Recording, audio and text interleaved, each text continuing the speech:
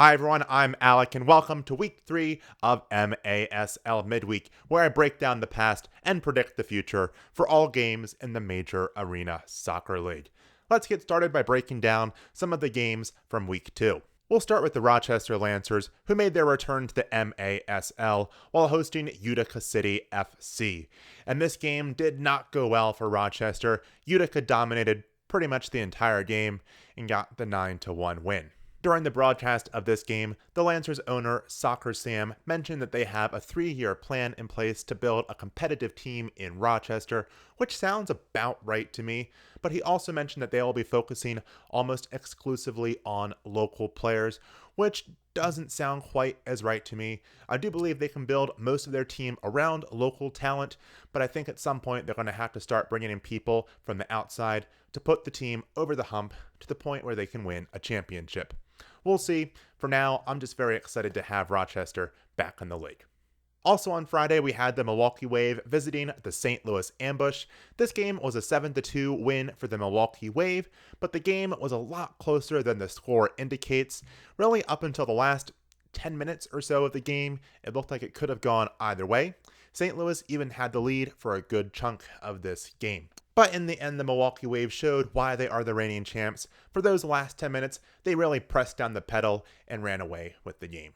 Then on Saturday, those St. Louis Ambush, they traveled cross-state to play the Kansas City Comets, where they lost 6-4. Kansas City was able to bounce back after a tough loss in Cal. I still have some questions about the team, but this game certainly gave them a boost in my mind. Also on Saturday, we had the Rochester Lancers hosting the Harrisburg Heat, where the Heat dominated with a 12-3 victory. We knew coming into this season that it might be a long year for the Lancers, and after this weekend, it does look like that is going to be the case, but I'm still very impressed by the Harrisburg Heat and how they dominated the Lancers in this game. It makes me think that they might be a dark horse in this race to keep an eye on. Then we had the Mesquite Outlaws making their Major Arena Soccer League debut, playing host to the Dallas Sidekicks, where the Outlaws won 7-5. The scoreboard indicates this game being pretty competitive, and it was, but as I was watching, I couldn't escape the feeling that the Outlaws had control really throughout the entire game.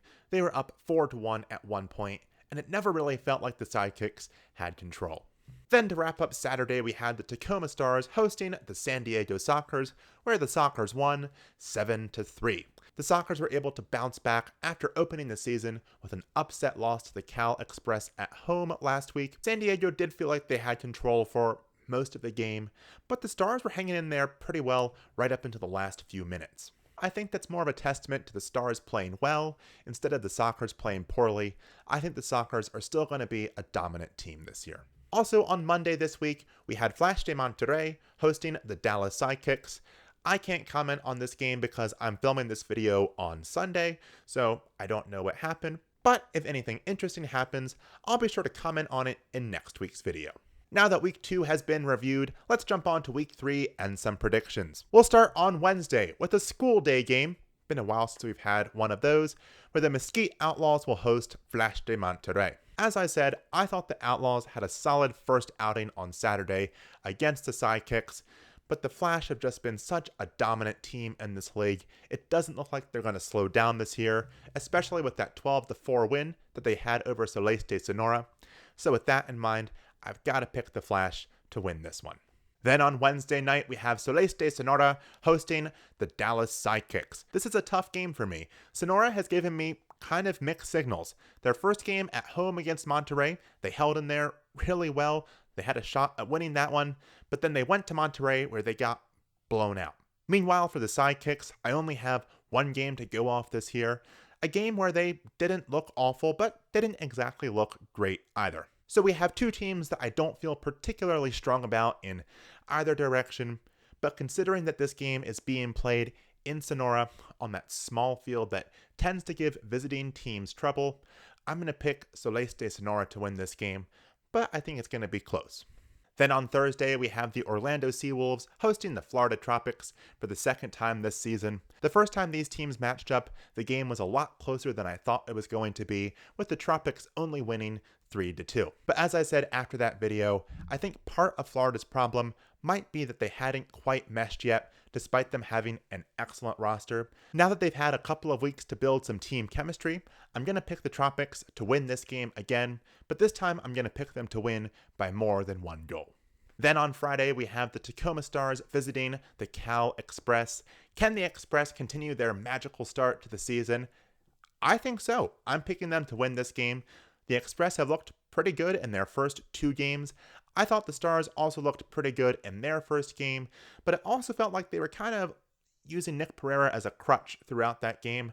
I'm not sure if that is a sustainable model moving forward, so with that in mind, I've got to pick the Express. Then on Saturday, we have the Baltimore Blast hosting the Orlando Seawolves. The Blast are off to a pretty good start to the season, winning 1 game against Utica and losing another one, but they hung in there pretty well for that second game, and overall they look like they're going to be a top team in the league again. Meanwhile, Orlando, they started their season with a solid game against the Tropics, and I do think they deserve credit for that effort, but I'm just not sure if they're quite ready yet to come to Baltimore and beat a team like the Blast. So I'm going to go ahead and pick Baltimore in this game, but I wouldn't be surprised if Orlando made it a tight game. Also on Saturday, we have the Rochester Lancers hosting the Harrisburg Heat. Considering how the game between these two sides went in Rochester last week, I've got to pick the Heat to win this game, and I think they'll do so in convincing fashion. Then for our final game on Saturday, we have my game of the week, the Milwaukee Wave hosting the Florida Tropics. In those final few moments of the ambush game, the Wave looked like they were playing at a championship caliber again. Meanwhile, the Florida Tropics, they made so many improvements to their roster this offseason. I've got to think they're going to be an excellent team moving forward. I know they haven't quite shown it yet, but I still think there's a lot of potential there. And I think that on Saturday, the Tropics might make a statement and turn this into a really fun game.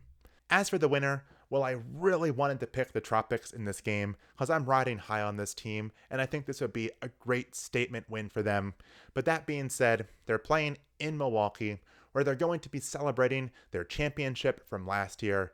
Emotions will be running high for the Wave, and I think the Wave will pull off the win in this game because of all of that. But as I said, it's going to be a great game to watch, and I'm looking forward to it. Moving on to Sunday, we have Utica City FC playing host to the Harrisburg Heat. Last year, these teams played in some very competitive games. Harrisburg was one of the few teams to give Utica trouble during the season last year, and I expect that trend to continue into this year. I think we'll see some great games between these two sides, but I do think Utica will come out on top in most of them, especially in this game, considering that Harrisburg has to play the night before and then travel to Utica for this game. That's never easy for a team, so I'm picking the City. Then for our final game of the week, we have the St. Louis Ambush hosting the Milwaukee Wave. Last week, these two teams played, and Milwaukee came away with a 7-2 victory. I expect a similar game this time around. I think St. Louis will keep it close for at least part of the game, but it will end with Milwaukee winning comfortably. And with that, I'm going to wrap up this edition of MASL Midweek, but make sure you come back next week to see which predictions I got right and which ones I got wrong, as well as to see my breakdowns of all the Week 3 games, as well as my Week 4 predictions. Until then, make sure you like and subscribe, and I will see you next time.